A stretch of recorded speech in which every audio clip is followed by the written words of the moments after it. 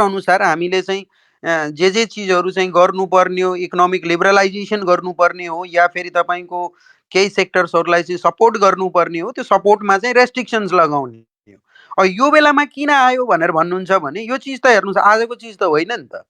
किन चाहिँ यस्तो बेलामा आइराखेको छ भनेर भन्नुहुन्छ भने अब प्राइभेट सेक्टर्सहरू यदि पेनिकमा छ, उनीहरूले गभर्मेन्टबाट केही न केही भए पनि बेल आउट चाहिन्छ भनेर मागिराखेको छ होइन, हामीलाई केही सहयोग गर्नुहोस् भनेर मागिराखेको छ। यही बेलामा हामीले यो खालको रिपोर्ट्सहरू गरेपछि त्यो बेल आउट गर्ने चिजलाई चाहिँ हामीले चाहिँ नेपाल सरकारलाई यो भएन है, तिमीहरूले अलरेडी खराब काम गरिराखेका छौ त भनेपछि अब तिमीहरूले अस्टेरिटी मेजर अप्नाऊ भन्न खोज्या हो। अस्टेरिटी भनेको तपाईँको उल्टा अहिले इकोनोमीलाई बुस्ट गर्नको लागि खर्च गर्नुपर्ने ठाउँमा खर्च घटाउ भन्न खोजिया हो। त्यसको इम्प्याक्ट नेगेटिभ हुन्छ भन्ने आइएमएफले पनि बुझेको छ। किन त्यसले जानी जानी त्यो इम्प्याक्ट नेगेटिभ हुने गरी चाहिँ आफ्नो स्ट्रिन्जेन्ट शर्तहरू राखेको छ भन्ने कुराहरू आइएमएफले बढेर चढेर सहयोग गरेका कन्ट्रीहरू जहाँ चाहिँ तपाईँको लाइन अफ एक्सटेन्ड गरेको छ, धेरै जसो कन्ट्रिजहरूको हालत हेर्नुभयो भने कुनै पनि कन्ट्रीले प्रगति गरेका छैन। इट्स अ पोलिटिकल केसमा चाहिँ नेपालले चाहिँ अलिकति हेर्नुपर्ने कुरा के हो भन्दाखेरि कहिलेसम्म हामीले आइएमएफ माथि मात्रै डिपेन्डेन्ट हुने, कहिलेसम्म चाहिँ हामी उनीहरूमाथि डिपेन्डेन्ट भएर त्यसरी चाहिँ पैसा मागिराख्नु पर्ने हो त भनेपछि हामीलाई अरू पर्मानेन्ट सोर्सेसहरू चाहियो हो। हामीलाई इन्टरनेसनल लोन बरोइङ पनि एक्सटर्नल बरोइङ पनि गर्नुपर्छ, तर एक्सटर्नल बरोइङमा कम फोकस गरेर डोमेस्टिक बरोइङमा फोकस गर्ने र जुन हाम्रो फरेन करेन्सी रिजर्भको जुन रिक्वायरमेन्ट हो त्यो रिक्वायरमेन्टलाई चाहिँ हामीले इन्भेस्टमेन्टको थ्रु भित्र्याउने भन्न खोजेको। फरेन क्यापिटल इन्भेस्टमेन्ट नेपालमा भित्र्याएर रिजर्भ्सलाई अहिलेको अवस्थामा त रिजर्भ त हाम्रो ठिकै छ होइन, तर चाहिँ त्यो रिजर्भको सोर्सेसलाई चाहिँ पर्मानेन्ट सोल्युसन्सको रूपमा हेर्ने। रेमिटेन्स तपाईँको पर्मानेन्ट रिजर्भको सोर्सेस हुन सक्दैन। अल्टिमेटली रिजर्भको सोर्सेस भनेको दुईवटा मात्रै हुन्छ, फरेन करेन्सी भित्र्याउने, एउटा लोनको फर्ममा, एउटा चाहिँ तपाईँको इन्भेस्टमेन्ट्सको फर्ममा। लोनको फर्ममा भित्रायो भने तिर्नुपर्छ, पे ब्याक गर्नुपर्छ, इन्भेस्टमेन्टको फर्ममा भित्रायो भने बेटर हुन्छ। त खोज्ने भनेको इन्भेस्टमेन्टको फर्ममा हो। आइएमएफले यो बेलामा यो रिपोर्ट निकाल्नु भनेको सरकारलाई तैँले चाहिँ अलिकति सपोर्ट गर्ने खालको पोलिसीहरू बनाउन खोज्दैछस् भने खबरदार है भन्न खोजे हो। मेरो बुझाइ त त्यति हो है, अरू साथीहरूले के बुझ्नुहुन्छ मैले बुझेको त्यही नै हो। फेरि नवराज सरबाट जान्छु, अरू सर पनि आउनुभएको छ। दिनेश सर आइदिनु भयो, धन्यवाद। विष्णु सर, यहाँनिर मेरो कन्सर्न हिजो पनि मैले धेरैजनालाई प्रश्न पनि सोधेको थिएँ। नेपालमा उसले के भन्यो भन्दाखेरि सजेसन चाहिँ के दिएको छ भन्दाखेरि उसले सुरुमा स्टार्ट गर्दाखेरि चाहिँ प्याराग्राफमा फर्स्टमा चाहिँ नेपालले रिकभर चाहिँ गर्दैछ भन्ने जस्तो कुरा गरेको छ। अनि यसले अब हजुरको मैले आइएमएफसँग चित्त चाहिँ मैले नबुझ्या हो या यो इन्टरनेसनल प्र्याक्टिसै हो, उसले के सजेसन दियो भन्दाखेरि नेपाल राष्ट्र ब्याङ्कको एक्ट नै परिवर्तन अमेन्डमेन्टहरू सर्टेन अमेन्डमेन्टहरू गर्नुपर्ने छ, त्यो एउटा अमेन्डमेन्ट दियो। अब हाम्रो एन हो नेपाल राष्ट्र ब्याङ्कको एन भने। अर्को मेरो कन्सर्न कहाँ रह्यो भन्दाखेरि अब enhancing the external audit of the Nepal Rastra bank, कतिहरूले indication चाहिँ पहिला हजुरलाई याद छ होला, आइएमएफले नि 10वटा लिडिङ ब्याङ्क नेपालको चाहिँ बाहिरको मान्छेबाट अडिट गराउँदैछ, सायद नेपालको अडिटरसँग भरोसा भएन या के भएन। अब यसले चाहिँ हजुरको नेपाल राष्ट्र ब्याङ्कको अडिट पनि बाहिरले नि गर्ने जस्तो देखिन्छ, देखा हो कि मैले रङ गरे हो। अनि अर्को चाहिँ करेन्ट म्याकको विकनेस, एन्टी मनी लन्ड्रिङ र सिएफटीमा चाहिँ विकनेस छ, त्यो चाहिँ अलिकति सुधार भनेर भनेछ। यो ठिकै छ, त्यो गरौँला। यो कसरी यसलाई टु गर्ने त? यही परिवर्तन गर भनेर बाहिरको मान्छेले भन्छ, एक्सटर्नल अडिट तिम्रो भएन राम्रोसित भन्छ कि मैले नबुझ्या हो कि के हो? अब यो यस्तो हो तपाईँको, अब नेपाल राष्ट्र ब्याङ्कले गर्नुपर्ने सुपरभिजनमा हामीले इन्टरफेयर गरेर तपाईँको पनि अब राष्ट्र ब्याङ्कको एक्सटर्नल अडिट भनेको छ कि तपाईँको ब्याङ्करको एक्सटर्नल अडिट चाहिँ आइएमएफकै इन्टरफेरेन्समा हुनुपर्ने? नेपाल राष्ट्र ब्याङ्ककै एक्सटर्नल अडिटको चाहिँ इन्हान्स गर्नु पर्यो रे सर। ओके, सो यो चाहिँ अलिकति अलि तपाईँको बााउन्ड्री क्रस गरेको। अब लजहरू एमेन्डमेन्ट गर भनेर सजेसन दिनु त, अब बेटर सजेसन छ भने त सजेसन त जोसुकैबाट पनि लिन सकियो, त्यसलाई इन्टरभेन्सन भन्दैनौँ होइन। तर अब अडिटमा चाहिँ हामीले चाहिँ डाइरेक्टली इन्टरभेन गर्छौँ, यताउति गर्छौँ भन्ने कुराहरू चाहिँ त्यो फेरि अलिकति बढी इन्टरभेन्सन भन्ने कुरा हो। अब फेरि एट द सेम टाइम फेरि के पनि हुन्छ भन्दाखेरि हेर्नुहोस्, ऋण दिने मान्छेले त अब त्यो विभिन्न खालका शर्तहरू लगाउँछ नै होइन। आइएमएफको काम गर्ने तरिका नै त्यही छ कि उसले स्ट्रिन्जेन्ट कन्डिसन्सहरू लगाउने हो। अब सबै देशहरूलाई बर्बाद पार्ने त्यही त हो नि, पाकिस्तानलाई बर्बाद पार्ने त्यही हो, श्रीलङ्कालाई बर्बाद पार्ने त्यही हो, अल्टिमेटली आइएमएफै हो यसको पछाडि होइन। अब आइएमएफको पछाडि को छ भन्ने कुराहरू त सायद यहाँ डिस्कसन गर्नु पर्दैन होइन। उनीहरूको पोलिसी बडो गजबको पोलिसी छ, इकोनोमिक दास बनाउने अनि त्यसपछि आफ्ना कर्पोरेट्सहरूलाई चाहिँ पोस्ने या उनीहरूको स्पेसिफिक इन्ट्रेस्टलाई चाहिँ प्रोटेक्ट गर्ने। आइएमएफमा चाहिँ बढी जस्तो लगानीहरू कसले फन्डिङ गर्छन् त भन्दाखेरि ओभियसली युरोप, युएस, यिनै कन्ट्रिजहरूले हो आफ्नो इन्ट्रेस्टलाई प्रोटेक्ट गर्ने। अब आफ्नो इन्ट्रेस्टलाई प्रोटेक्ट गर्नको लागि अब पोलिटिकल्ली पनि कसरी गर्न सकिन्छ होइन, अनस्टेबल गर्न सकिन्छ। गभर्मेन्टहरू चाहिँ तपाईँको सधैँभरि उनीहरूमाथि नै डिपेन्डेन्ट भयो भने आफ्ना पोलिसिजहरू लान सकिन्छ। अब यो त कुनै पनि इन्स्टिच्युटले चाहने कुरा हो। अब उसले गलत चाह्यो भन्ने पनि होइन। अब त्यसबाट बच्नको लागि हाम्रो पोलिटिकल लिडरसिपले चाहिँ कसरी काम गरिराखेको छ र उनीहरूको तिमीहरूलाई हामीलाई चाहिँदैन तिमीहरूको सहयोग, हामीले आफ्नो इकोनोमीलाई आफ्नो तरिकाले फिक्स गर्न सक्ने क्यापासिटी छ भन्ने खालका पोलिसिजहरू इनप्लेस गरेर जान सक्ने हैसियत छ कि छैन, यी सबैमा डिपेन्डेन्ट गर्ने कुरा हो। तर चाहिँ त्यो लजहरू एमेन्डमेन्ट सर्टेन गर भनेर सजेसन दिनु चाहिँ ठिक हो। अब यही नै ल बना भनेर फोर्सफुल्ली बना भनेर भन्छ भने पनि त्यो एक्स्ट्रा तपाईँको ऊ भयो होइन। त सजेसन दिन त तपाईँ हामीले पनि सजेसन दिन सक्छौँ, जोसुकैले पनि दिन सक्यो। सजेसन दिनुलाई चाहिँ नराम्रो चाहिँ मानिएन। एक्सटर्नल अडिट नै तेरो म गरिदिन्छु भन्ने खालको यदि भ्यू हो त हालै क्लियर छैन है त्यो चिजमा। यदि त्यस्तो खालको भ्यू हो भने चाहिँ इट्स अलिकति टु मच इन्टरभेन्सन हो भन्ने लाग्छ मलाई। आई डोन्ट नो अरू ठाउँमा के प्र्याक्टिस छ है।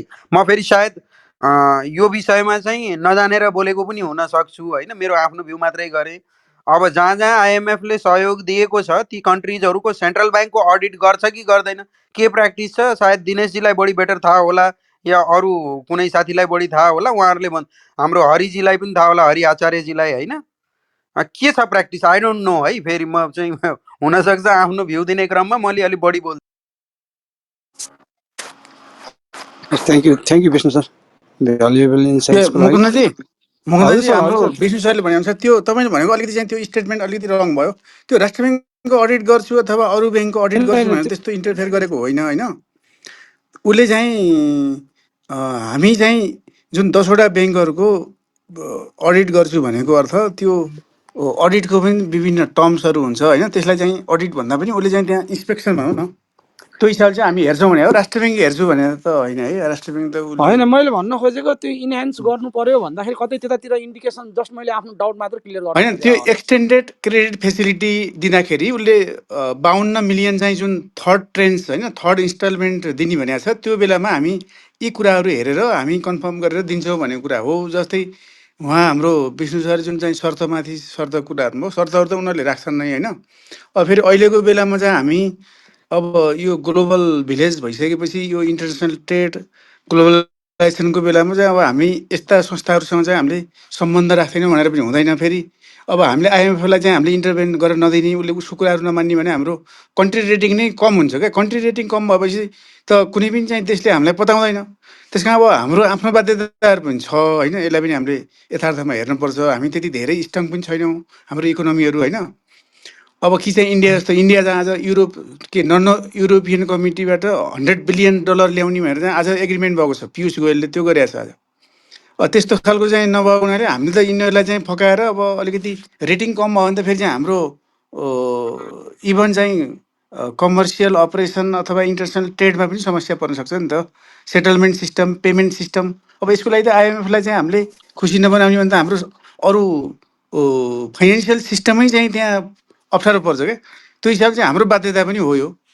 त्यस कारण त्यसले चाहिँ सिधै चाहिँ त्यस्तो राष्ट्र ब्याङ्कलाई नै अडिट गरिदिन्छु, अब तेरो अडिटर भएन, त्यसरी चाहिँ भनेको छैन। इन्हान्स गर्नु, क्वालिटीमा इन्क्रिज गर्नु पर्यो भन्न खोजे होइन सर। त्यो त स्वाभाविक भइहाल्छ नि त। उसले लोन किन दिन्छ ल भन्नुहोस् त। लोन दिँदाखेरि त कमसेकम चाहिँ एउटा ब्याङ्कले कुनै हाइड्रो पावरलाई लोन दियो भने त तेरो चाहिँ टेक्निकल असिस्टेन्ट, फाइनेन्सियल असिस्टेन्ट हामीले भनेको राख्नुपर्छ, यस्तो यस्तो रिपोर्ट दिनुपर्छ, हामीलाई चाहिँ यो बेला बेला प्रेजेन्टेसन दिनुपर्छ भनेर सामान्य चाहिँ शर्त त राख्छ लोन दिनेले भनेपछि उसले पनि त शर्त त राख्न पाउँछ। शर्त राख्दैमा त्यसलाई हामीले नेगेटिभ रूपमा लिन पनि हुँदैन। जसरी हुन्छ हाम्रो काम लिनु छ नि त। अहिलेको बेलामा त हाम्रो कन्ट्रीले त धेरैभन्दा धेरै एफडिआईहरू ल्याउने अब हाम्रो लगानी सम्मेलन हुँदैछ होइन। लगानी सम्मेलन भनेको के हो? संसारको देशहरूलाई आएर यहाँ लगानी गरेर यहाँ राम्रो वातावरण छ पैसा ल्याएर यहाँ खन्याउ भन्न खोज्या हो नि त। अनि त्यसो पनि गर्ने अनि यस्ता अन्तर्राष्ट्रिय चाहिँ यो इन्टरनेसनल चाहिँ फाइनेन्सियल इन्स्टिट्युसनहरूलाई फेरि हामी चाहिँ धेरै रेस्ट्रिक्सन लगायौँ भने त उनीहरूले त नराम्रो मेसेज दिन्छन् त्यहाँ होइन। त्यो हिसाबले चाहिँ अहिलेको बेलामा अब यिनीहरूलाई चित्त बुझाउनु नै ठिक होला जस्तो लाग्छ मलाई व्यवहारिक रूपमा। अब सर्ट टर्म चाहिँ त्यो इमोसनल भएर अब यो राष्ट्रको लागि भनेर त्यो एउटा एकदम ऱ्याडिकल चाहिँ त्यो नेसनलिस्टहरू त यस्ता संस्थाहरूलाई ल्याउनै हुन्न भन्छन् होइन। तर मलाई चाहिँ त्यस्तो लाग्दैन। त्यस्तो गर्ने भने झन् हाम्रो इकोनोमी देश झन् पछाडि पर्दै जान्छ।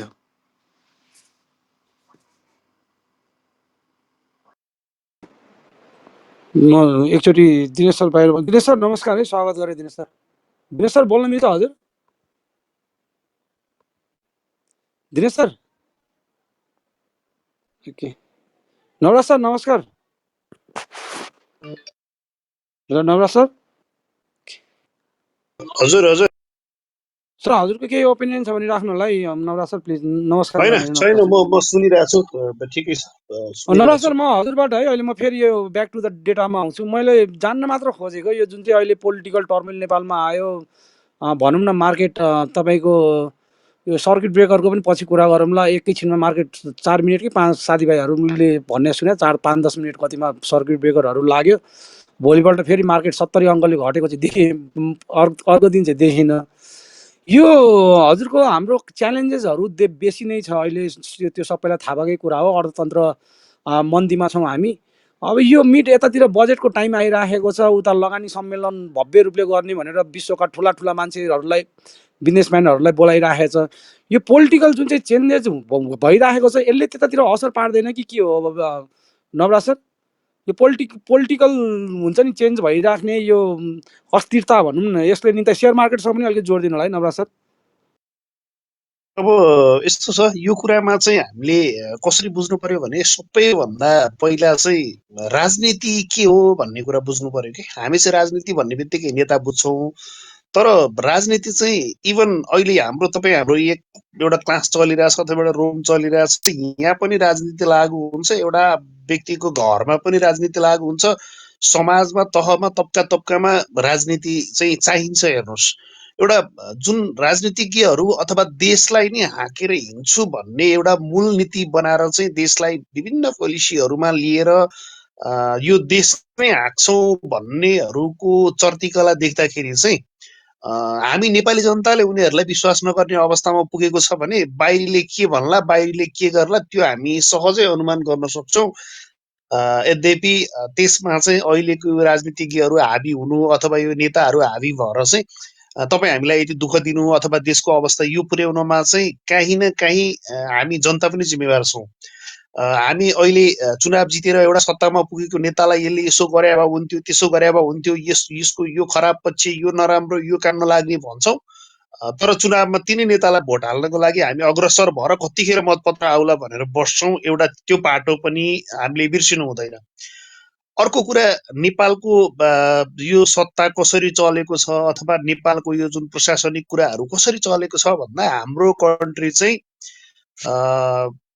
रूपमा नै एउटा कर्मचारी तन्त्रबाट सञ्चालित भएको देश छ। हेर्नुहोस्, जति चाहिँ तपाईँ हामी जनतालाई बरु त्यो मन्त्री यति टिक्ला यति नटिक्ला, त्यो मन्त्रीले यो गर्ला भनेर हामी सोचिरहेको हुन्छौँ, त्यहाँको कर्मचारी तन्त्रले मन्त्रीलाई चाहिँ पाहुना जस्तो सोध्छ र मन्त्रीले भनेको कुराहरू साँच्चै भन्ने हो भने दीर्घकालीन निर्णयहरू उनीहरूले ढुक्क भएर लागू गर्नै चाहँदैनन्। अथवा कतिपय कुराहरू त कतिपय मन्त्रीलाई त हामीले त्यो सामाजिक सञ्जालमा पनि आइसकेको छ, बरु कर्मचारीले भनेको मन्त्रीले मान्नु पर्यो, मन्त्रीले भने कर्मचारीले मानेन भन्ने कुरा त मन्त्रीकै इन्टरभ्यू पनि आएको छ। यो हिसाबमा हेर्दाखेरि चाहिँ लगानी सम्मेलन गर्ने भन्यो, तयारी गर्यो, सबैलाई निमन्त्रणा गर्यो, जुन अर्थमन्त्रीले निमन्त्रणा गर्यो ऊ आफै हात धोएर बाहिर निस्किनु पर्यो।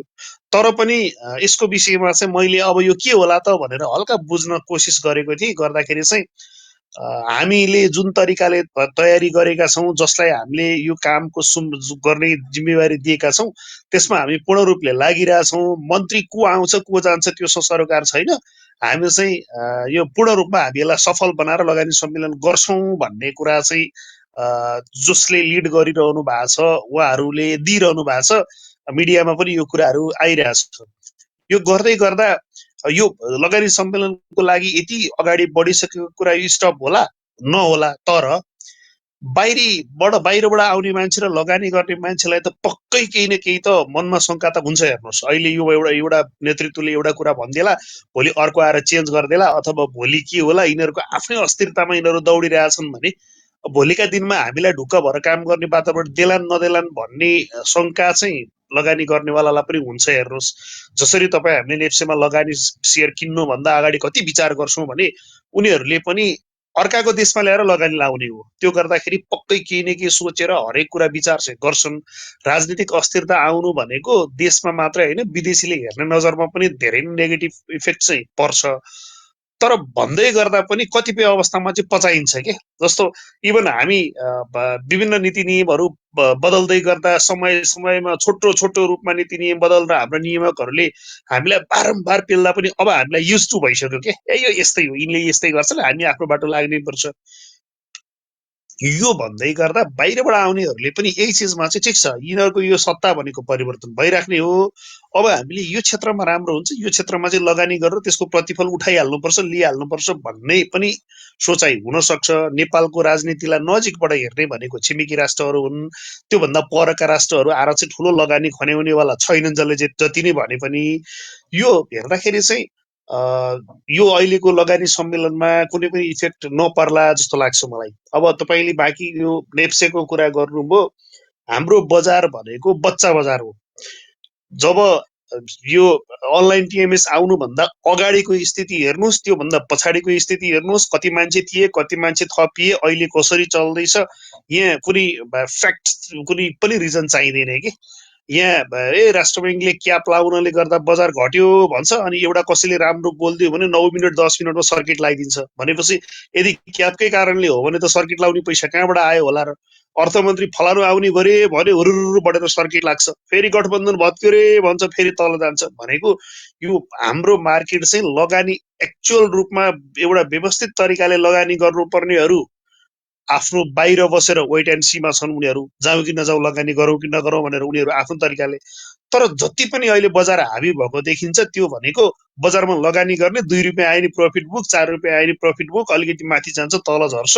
ट्रेडर्सहरू हाबी भएपछि यो सङ्केत यस्तो चिजहरू देखिन्छ। हेर्नुहोस्, अब यो कुनै अर्थमन्त्री आउने बित्तिकै जबसम्म नीतिमा परिवर्तन हुँदैन तबसम्म त्यो पात्र चेन्ज भएर केही पनि फरक पर्दैन। हेर्नुहोस्, अर्थमन्त्रीले ल अब लगानी गर्नुहोस् गर्नुहोस् भनेपछि चाहिँ झ्याप्प लगानी गर्ने, अनि भोलि फेरि यो त अलिकति गलत भयो कि क्या हो भनेपछि झ्याप्पै डाउन हुने। यो भनेको चाहिँ यो एउटा लङ्गुर बुर्जा पारेको हो कि, राख्नु हाल्नुहोस् हाल्नुहोस् हाल्नुहोस् भन्ने, अनि फेरि अब पर्दैन पर्दैन झिक्नुहोस् झिक्नुहोस्। यस्तो तरिकाले चाहिँ हामी कहीँ पनि पुग्दैनौँ जबसम्म हामी लगानीकर्ताहरूले चाहिँ आफ्नो लगानीलाई व्यवस्थित गरेर नीति नियम के छ त, आज हामीलाई दिइरहेको नीति के छ, अनि भोलि त्यो नीतिले चाहिँ हामीलाई के असर गर्छ अथवा के नीति परिवर्तन होला भन्ने तरिकाले गइयो भने चाहिँ बेस्ट होला।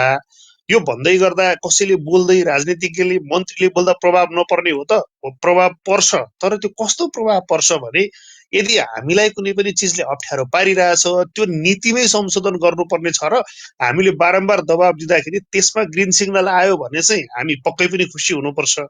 तर त्यो नभन्दै गर्दा चाहिँ यो हामीले के हावाकै भरमा के यस्तो हुन्छ रे भनेपछि हुन्छ हुन्छ हुन्छ। तर त्यसमा पनि कस्तो हुन्छ भने व्यवस्थित तरिकाले लगानी गर्ने, ठुलो फन्ड लगानी गर्नेहरूले चाहिँ आफ्नो तरिकाले लगानी गरिदिएदेखि चाहिँ यो चिजहरू पनि फेरि ब्यालेन्समा आउँथ्यो। नेगेटिभ र पोजिटिभ जब मिल्छ त्यसपछि ब्यालेन्समा आउँथ्यो। तर अहिलेको हाम्रो लगानी गर्ने लगानीकर्ताको एउटा स्वभाव चाहिँ कस्तो भएको छ भने नेगेटिभ भयो भने नेगेटिभै नेगेटिभमा जाने, पोजिटिभ आयो भने पोजिटिभै पोजिटिभमा जाने होइन। हिजोका दिनमा तपाईँको 10 रुपियाँ 20 रुपियाँ घटेर आएको कम्पनी पनि नकिनेको अवस्थामा कसैले एउटा कुरा केही भनिदिएर हरियो भयो भने त्यसलाई 30 रुपियाँ माथि गएर पनि किन्ने। भनेपछि यहाँनिर के देखिन्छ भने अध्ययनको कमी छ, फ्याक्ट कुराहरू अध्ययन गरेर केही पनि नचाहने, अनि हल्लाको भरमा लगानी गर्दै गर्दा हेर्नुहोस् आउन पनि सक्छ जान पनि सक्छ। त्यो हामीले नाफा नोक्सानको रूपमा त्यो हेर्नै पर्छ। जबसम्म संस्थागत लगानीकर्ताहरू अथवा हामी लगानीकर्ताहरू पनि एउटा व्यवस्थित तरिकाले आफ्नो पोर्टफोलियो म्यानेज गरेर लङ टर्म सर्ट टर्म त्यसपछि अझ भेरी सर्ट टर्म त्यो तरिकाले लगानी गर्दै गर्दा हामीले लोनको रूपमा लिने पहिला पहिला ब्याङ्कको सेयरहरू किन्ने भनेको लोन खानको लागि हुन्थ्यो अहिले सप्लाई बढी आइदिएछ लोन खान कोही पनि तयार नहुने लोन खान तयार किन नहुने भन्दा पहिला पहिला पो तपाईँको ब्याङ्कहरूले यति राम्रो प्रतिफल दिन्थे कि ब्याङ्कको त्यो ब्याज तिरेर पनि 1-2% आफ्नो खल्तीमा बस्थ्यो अहिले ब्याङ्कले पनि बोनस दिएर दुनियाँ पुँजी वृद्धिको नाममा खाने मुखहरू धेरै बनाइदियो अर्थतन्त्र चलायमान भएन ऋणीहरूले ब्याज तिर्न सकेनन् त्यसलाई रिन्यू गरेर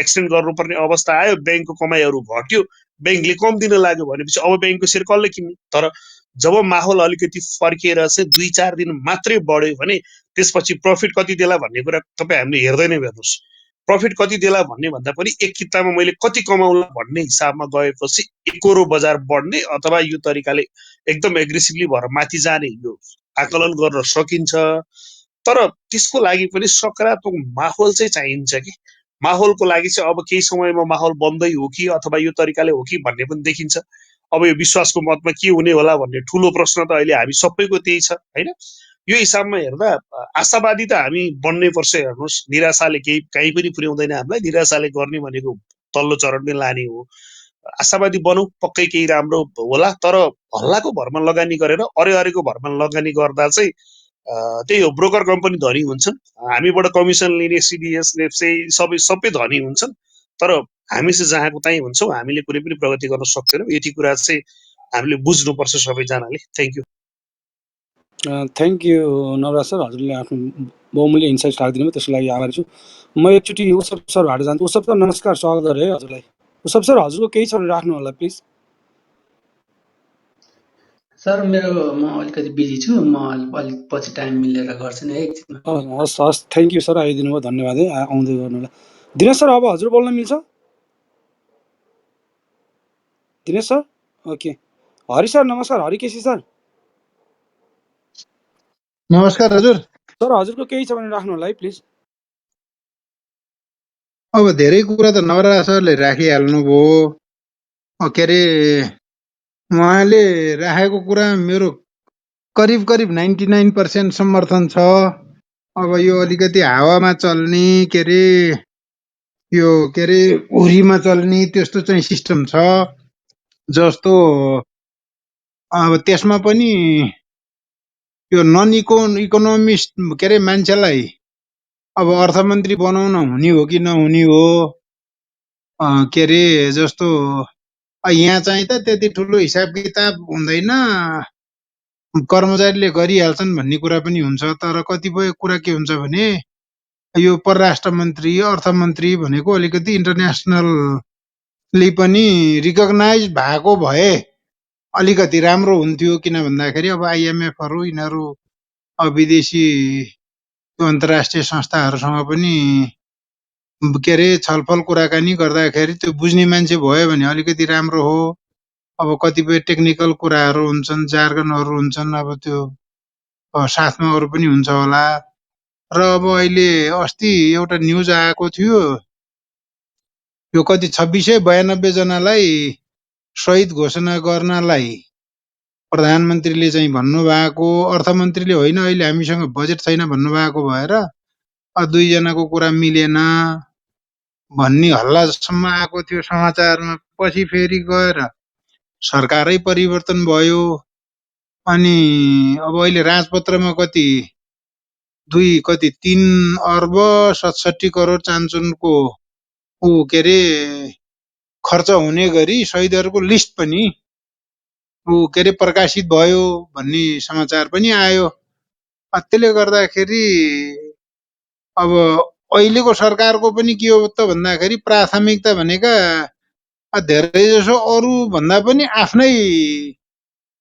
के अरे क्षेत्रको आफ्नै क्षेत्र चाहिँ प्राथमिकतामा परेको छ अब अहिले चालु खाता घाटामा छ भन्ने पनि सुनिन्छ त्यस्तो अवस्थामा यस्तो 3 के अरे झन्डै कति हो 2 अर्ब 67 करोड भनेको त 3 अरब भयो चान्छन् अब त्यो खर्च यसो अलिकति मजबुत भएको बेलामा अप्रुभ गरेको भए पनि हुन्थ्यो अब नयाँ के अरे साझेदार पार्टीहरूले पनि त्यसमा अब्जेक्सन गरेनछन्। त्यसले गर्दा अब यस्तै छ। अब सबै कुरो सबैलाई हामी सबैलाई थाहा छँदैछ। अब के अरे मन्त्रीहरू पनि जस्तो अहिले एकजना वरिष्ठ मन्त्री हुनुभएको छ, उहाँको चाहिँ नि के छ भन्दाखेरि युनाइटेड टेलिकमको चेयरम्यान हुनुहुन्छ रे। अब त्यो युनाइटेड टेलिकमको तिर्नुपर्ने सरकारलाई पर्ने कति अरब छ अरे। अब सामान्य मान्छेलाई ल उसको कुनै कम्पनीको प्रोमोटर सेयर किन 10,000 किता भन्यो भने कर चुक्ता र अर्को के अरे यो कालो सूचीको चाहिँ नि उ लिएर आऊ भनेर भन्दो रहेछ। अब यो त्यो पदहरूलाई नलाग्ने हो कि, अब यस्ता कुराहरू पनि छन्। त्यसले गर्दा अब यस्तै हो। त्यति राखे सर मैले।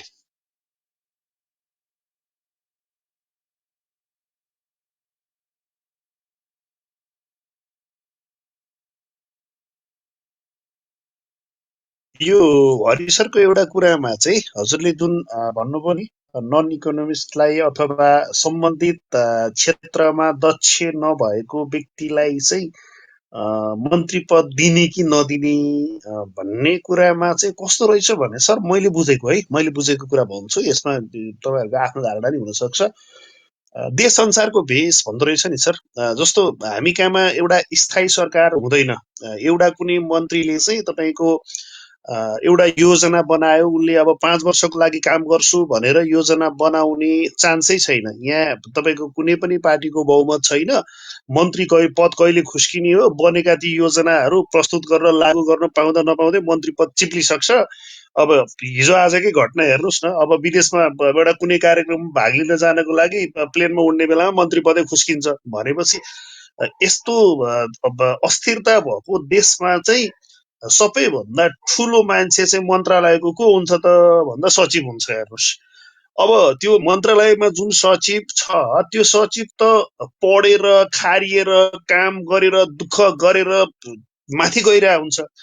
अब हेर्नुहोस् न, जुन जुन ठाउँमा चाहिँ अलिकति विज्ञ भनेका मान्छेहरू मन्त्री बनेर आए, त्यहाँ चाहिँ त्यो सचिव र मन्त्री जुरेर भद्रगोलै बनाएको देखिन्छ। इभन अहिलेको हाम्रो अर्थ मन्त्रालयमै अहिलेको निवर्तमान अर्थमन्त्रीकै कुरा गर्नुहुन्छ भने अर्थ सचिव र अर्थमन्त्रीको चाहिँ राम्रै टकराव चलेको रहेछ। जुन चिजहरू बिस्तारै बिस्तारै पोइन्ट पोइन्ट गरी बाहिर आउँदैछन्, यहाँहरूलाई पनि मिडियामा आएपछि थाहा पाउनु होला होइन।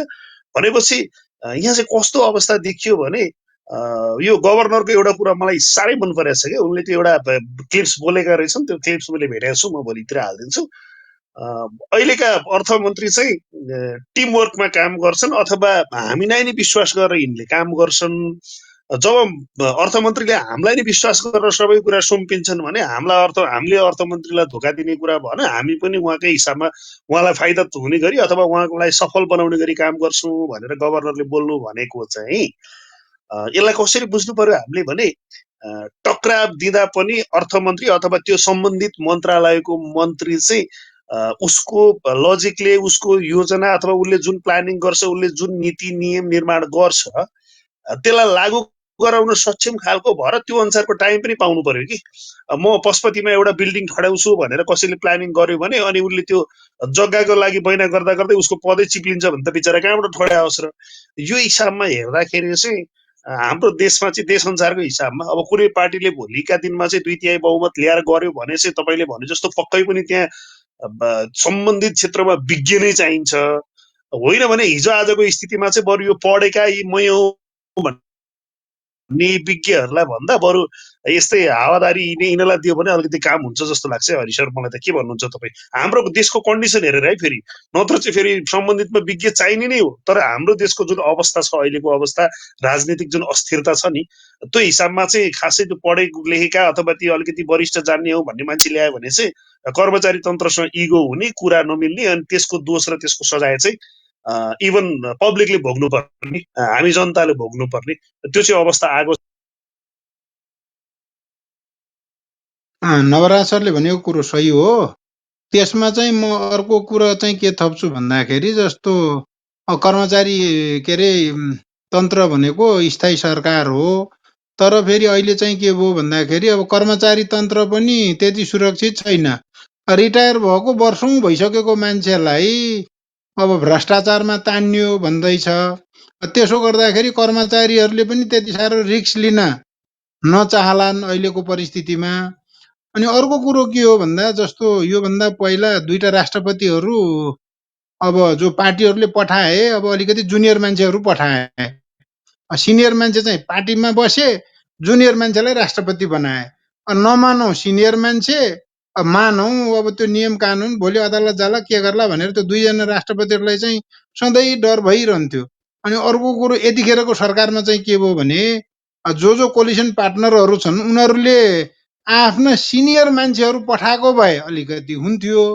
सिनियर मान्छेहरू बाहिर बसेर जुनियरहरूलाई सरकारमा पठाउँदाखेरि के हुन्छ भने अलिकति त्यही हो के अरे कति कुन चाहिँ कति वर्षदेखिको कति वर्ष जेल बसेको कति वर्षदेखिको सदस्य अहिले भर्खर आएको मन्त्री अब त्यो हेप्ने चलन पनि हुन्छ।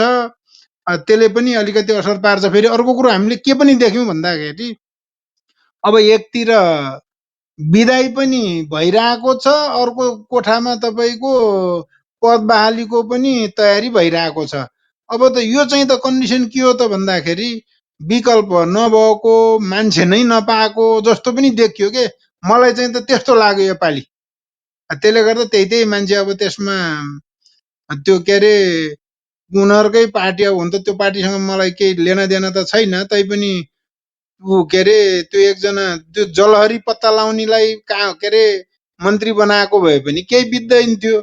एउटा के सापकोटा छन् संसदमा राम्रै बोलिरहेको हुन्छन् कम्पेरिटिभली, अलि यङ पनि छन्। अब त्यस्तोलाई दिएको भए पनि फरक पर्दैन थियो।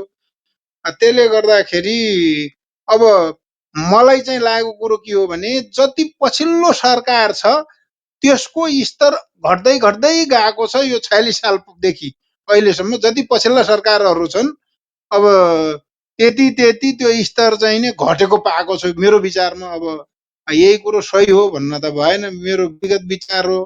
तर अलिकति पार्टीले मान्छे पठाउँदाखेरि पनि सिनियर मान्छे गयो भने के हुन्छ भने अलिकति जिम्मेवारी पनि हुन्छ। अब यो गर त्यो गर, अब सिनियरले भनेको कुरो अब गलतै भए पनि अब मान्नै पर्ने हुन्छ, बाध्यता हुन्छ। त्यसले गर्दाखेरि अब यो के सिस्टममा आएको हो, यो के नयाँ हो कि अब के अरे इङ्ग्लिसमा चाहिँ नि डेमोक्रेसी नै हुन्छ, त्यो हिन्दीको शब्द यहाँ प्रजातन्त्र भन्नुको सट्टामा त्यो लोक भनेको मान्छे हो क्या, त्यो जनता भनेको लोक भनेको, त्यसलाई लोकतन्त्र बनाएको छन् यहाँ। अब त्यही सिस्टम हो भने चाहिँ मलाई थाहा भएन सर। हस्, थ्याङ्क यू।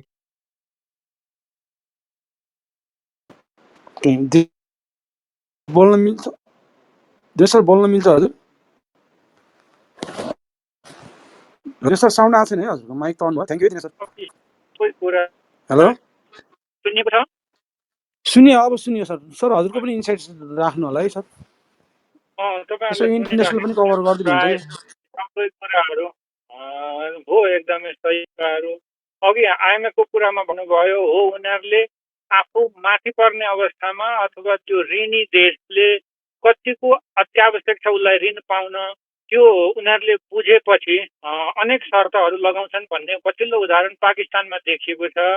उनीहरूले $2.25 बिलियन लोन स्याङ्सन गर्नका लागि त्यो बेला युक्रेनलाई हतियार पठाउनु पर्छ तिमीहरूले भनेको जस्तो यो फाइनेन्सियल क्षेत्रसँग नजोडिएको छ राखेर पाकिस्तानले पर मात्रै उसको लोन स्वीकृत भएको थियो। त्यसैले यिनीहरूले गर्दैनन् भन्न मिल्दैन, किनकि त्यसको फन्डरहरू जो हुन् त्यहाँ कन्ट्रिब्युसन छ विभिन्न ठुला देशहरूको ठुलो मात्रामा। त्यसले गर्दा उनीहरूले चाहेको अनुकूल छन्। ऋणीले त अब चाहिएको जरुरी छ, बेलआउट गर्नुपर्ने अवस्था छ, देशको इकोनोमी मान्न बाध्य हुनुपर्छ। र हो यस्ता कुराहरू चाहिँ एकैचोटि नआएर बिस्तारो बिस्तारो एक बार गर्दै गर्दै, जस्तो अहिलेलाई एक्सटर्नल अडिटरहरू चाहिँ यो क्राइटेरिया पुगेको हुनुपर्छ भन्ने खालको हो भनेदेखि त त्यसलाई खराब भन्न नमिल्ला। तर प्रत्यक्ष रूपमा पठाएका अडिटरहरू इन्टरनेसनली रिनाउन्ड हुन्छन्, तिलबाट मात्रै गर्नुपर्छ भनिएको हो भनेदेखि चाहिँ त्यो अलि बढी नै हस्तक्षेप भयो। हरिसरले भन्नुभयो जस्तै सायद मलाई पनि लागेको चाहिँ हाम्रा बिएफआईजहरूमध्ये केहीको अब स्याम्पलिङ गरेर हुनसक्छ अथवा ऱ्यान्डमली पनि हुनसक्छ तिनीहरूको उनीहरूले केही इन्सपेक्सन गर्न खोजेको हो कि भन्ने मलाई लागेको छ। आम नट स्योर अबाउट द्याट है, तर कस्तो किसिमको हो ठ्याक्कै भन्ने चाहिँ। अन्य कुराहरूमा त अर्थमन्त्री सकेसम्म त्यो क्षेत्रको विज्ञ भइदिएको, अर्थमन्त्री होइन कुनै पनि मन्त्री आफ्नो पोर्टफोलियोमा धेर थोर पढेर एक्सपिरियन्सबाट अथवा उसले यसरी गरेको कामबाट हुन्थ्यो भने त राम्रो हुन्थ्यो। हाम्रो देशका जनताहरूको देशको भलो हुन्थ्यो नि त। त्यो नभएपछि हामी विरक्त भएपछि आखिर जो आए पनि त उस्तै त रहेछ नि। डाक्टर दाजुले पनि के गरे, भाइ दाजुले पनि डाक्टर हार्वर्डका पिएचडीले पनि के नै गरे, त्यसैले यसलाई गर्नु के हामीले डाक्टर खोजिराख्ने युएसको डाक्टर भन्ने अवस्थामा मान्छेहरू लाचार भएर पुगेका हुन्। आखिर देश र जनताको भलो कसैबाट हुँदैन भनेदेखि किन छानिराख्ने यो बबन्डर मचाएर यो ऊ भनेर। त्यो भनेको एक किसिमको चरम निराशा हो। जो आए पनि यिनीहरूले केही नाप्दैनन् भन्ने अवस्थामा पुगेको हो। तर यहाँ प्रष्ट देखिएको भूपू राष्ट्रपति, भूपू सभामुख अनि यिनै बालबला उसका कनेक्सन चाहिँ सुन स्मग्लरहरूसित एकदमै तातै छ। आजभोलि नै छरपष्ट छ मिडियामा। र यस्तो अवस्थामा अलिकति पनि कुरालाई मिडियाले या पब्लिकले के सोच्छन् भन्ने कुरा चाहिँ नहेरिकन अथवा पेलेर कसले के गर्छ हामीलाई नियुक्ति गर्ने हामी नै हो भन्ने अवस्थामा गएको हो कि जस्तो पनि देखिन्छ। त्यो चाहिँ राम्रो होइन। कमसेकम टेस्टहरू नमुचिएको अति मान्छेलाई पनि त ल्याउन सकिन्थ्यो होला नि त। तर उनलाई ल्याउनुको एउटै सबैभन्दा ठुलो अहिलेसम्म आएका मिडियाका खबर मान्ने हो भनेदेखि चाहिँ त्यही 27 न्यू एडिसनल शहीदहरू थप्ने, तिनको कम्पेन्सेसन गर्ने लगभग 3 अरब रुपियाँ जुन भाइ महतले दिन मानेनन्। नमानेपछि भलै सरकारले चाहिँ गजेटमा निकाल्यो पुरानै सरकारले, तर त्यहाँ चाहिँ निकासा भएको रहेनछ। र त्यसको लागि किनकि त्यो भनेको अब आउने चुनावका लागि कार्यकर्ता अथवा भोटरहरू किन्नका लागि क्रुसियल अमाउन्ट हो। त्यसैले त्यो चाहिँ हामीले कुनै पनि हालतमा गर्नुपर्छ है। सायद गठबन्धन हुन्छ अथवा यही गठबन्धनमा राखेर हुन्छ अथवा हामीले थर्काएर तर्साएर कसरी हुन्छ भन्ने अवस्थामा पुगेको जस्तो देखिन्छ, जसले मुख्य गरी गठबन्धन अघिल्लो तोडेर यो बनायो। किनकि उनीहरूको फोकसै र पहिलो काम भनेकै त्यही 3 अरब रुपियाँ निकासा गर्नु र 2700 मान्छेलाई मरेका मान्छेलाई नयाँ शहीद घोषणा गर्नु। जबकि प्रायोरिटी के छ? अघिल्लै सरकारका पालादेखि डिडिसीको किसानको दुध बेचेको पैसा तिर्न सकिरहेको छैन, त्यो हुनु पर्थ्यो।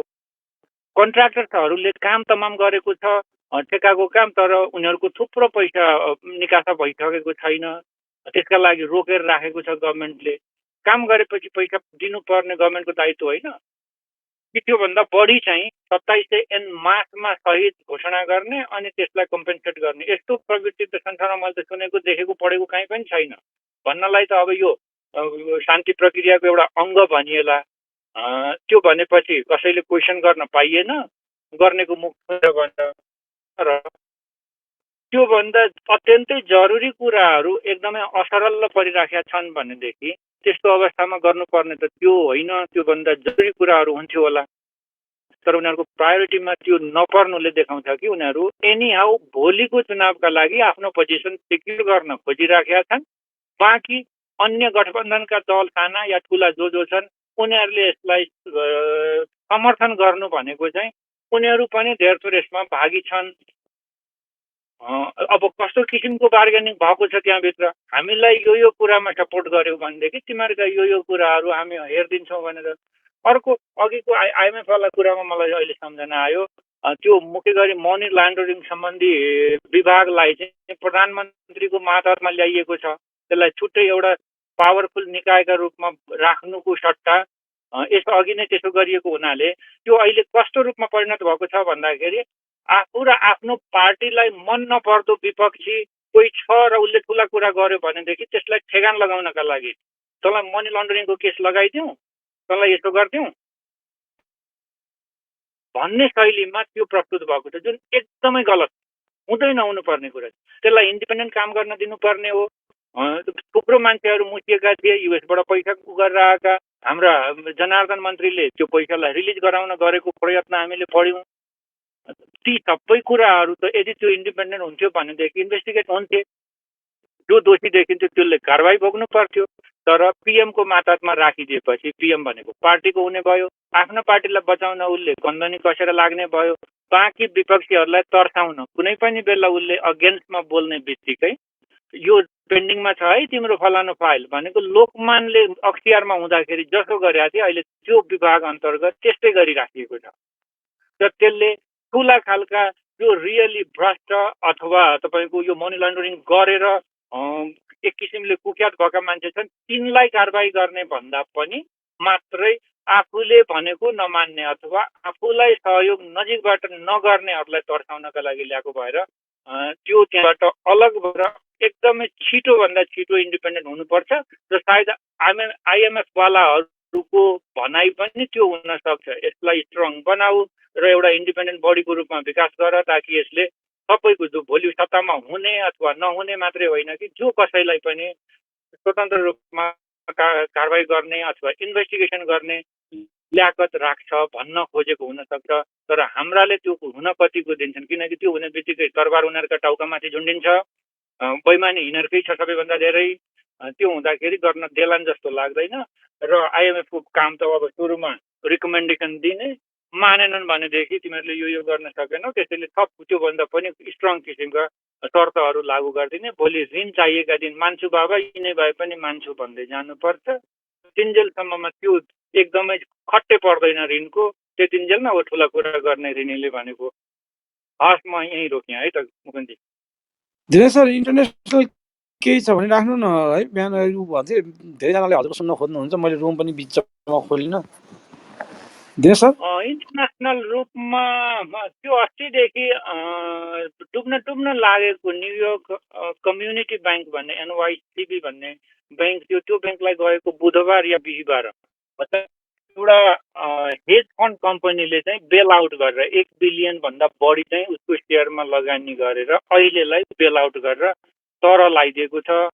तर थाहा छैन कतिको टिक्छ त्यो दिगो हुन्छ, किनकि यो करिब 3-4 महिनाको अवधिमा उसको टोटल डिपोजिट 7%ले घटेर 83 अर्ब होइन 88 अर्बबाट 70 अर्ब चान्चुनमा झरेको छ। भनेको मान्छेहरूले विश्वास त्यो ब्याङ्कप्रति गर्न छोडेका छन्, आफ्नो डिपोजिटलाई चाहिँ निकाल्न थालेका छन् र त्यो निकै ठुलो अमाउन्टमा देखियो त्यो समयमा। त्यसले गर्दाखेरि अहिले गरेको बेल आउटले पनि दिगो रूपमा थाम्ला र भनेर देखिएको छ, आशंका नै छ अहिले त्यो। तर अहिलेलाई चाहिँ जुन डुब्नै लागेको थियो सायद त्यो हुँदैन थियो भनेदेखि यो शुक्रबार हिजो छोडी अस्तिको दिनसम्ममा त्यो कम्युनिटी ब्याङ्क चाहिँ सरकारले अर्को कुनैलाई जिम्मा लगाइदिन्थ्यो अनि फेल्युअरको घोषणा गरिन्थ्यो, त्यसबाट अहिलेलाई जोगियो। अरू भनेको त अब चलिराखेकै छ। क्रिप्टोको दाम अल टाइम हाई पुगेर 69,000 आसपास पनि पुगेको थियो, त्यसमा धेरै बेचियो अरे, 1 बिलियन भन्दा बढीको क्रिप्टो बेचियो र त्यसले चाहिँ करिब 6-7% गिरावट आयो अनि फेरि त्यहाँबाट बााउन्स हुन थालेको छ क्रिप्टोको केसमा।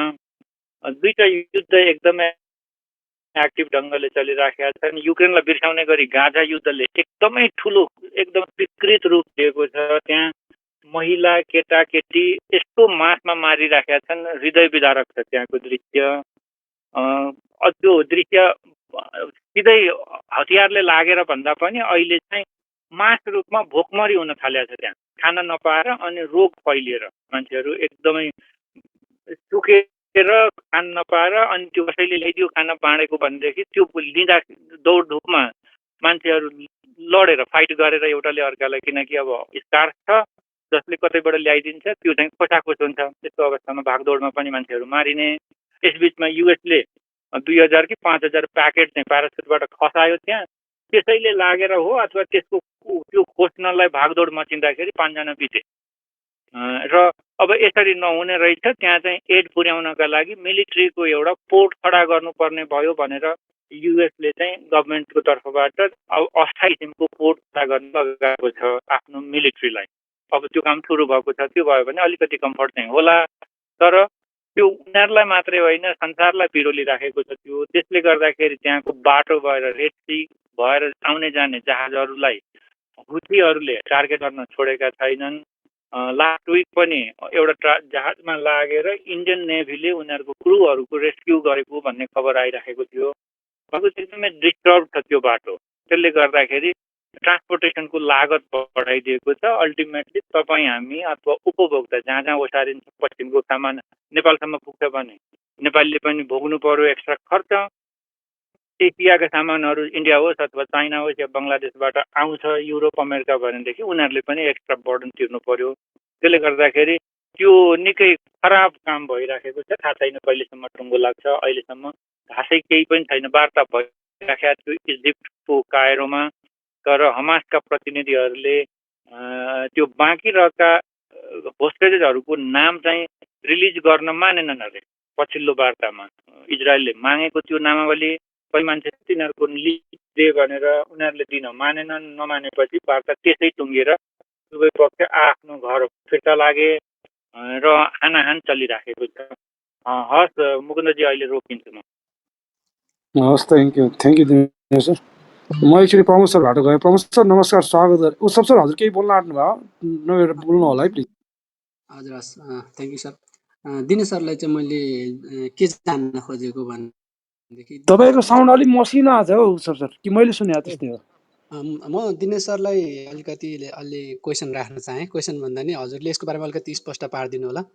जस्तो नेपाल र विदेशको सेयर मार्केटको अब यो एउटा जस्तो अलिकति भूमिकै बाँध्यो भने कम्युनिस्टहरू चाहिँ एउटा विश्वको कुनै कुनामा एउटा कम्युनिस्टको विजय हुँदा अर्को कम्युनिस्टले खुसी मनाए जस्तो त्यो हाम्रो चाहिँ एउटा विदेशको सेयर अल टाइम हाई हुँदाखेरि नेपालमा अल टाइम हाई भएको छैन। तर यसमा साइकोलोजी रूपमा यसलाई चाहिँ पोजिटिभ ल्याउन् भनेर मान्छेहरूले त्यो सेयरको न्युजहरू सेयर गर्ने गर्छन्, तर त्यसले खासै इफेक्ट गरेको देखिँदैन। तर फेरि घटेको बेलामा चाहिँ विश्वको अर्थतन्त्र घट्दाखेरि त नेपालको घट्नु ठिकै हो, तर सेयर मार्केट भनेको त अर्थतन्त्रसित सधैँ रिलेटेड भन्दा पनि कहिलेकाहीँ त बियोन्ड द अर्थतन्त्र भन्दा अलिकति फरक तरिकाले पनि चल्ने रहेछ। अनि अरू देशको सेयर घटेको बेलामा चाहिँ हाम्रोमा अत्याउन चाहिँ काम लाग्दो रहेछ, तर अन्त बढेको बेला नेपालमा बढ्दो रहेनछ।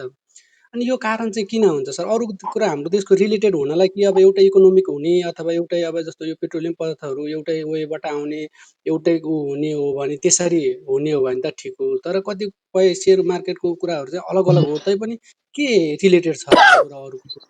त्यो अलिकति प्रश्न पारिदिनु न।